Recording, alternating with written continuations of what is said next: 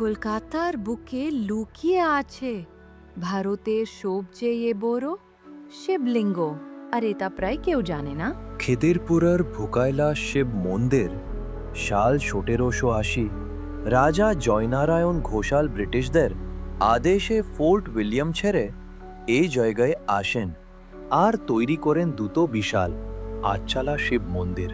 এই দুটো মন্দিরে আছে দুটো বিশাল আকার কোষ্টি পাথরের শিবলিঙ্গ, উচ্চতায় প্রায় ১১ ফুট। একটার নাম রক্তকমলেশ্বর, রাজার মায়ের স্মৃতিতে, অন্যতার নাম কৃষ্ণচন্দ্রেশ্বর।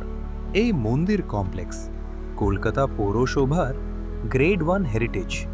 ভেতরে আছে বিশাল শিব গঙ্গা পুকুর, জয়নারায়ণের স্মৃতিসৌধ আর একটি তাম্র ফলক লেখা রাজার জীবন কাহিনী।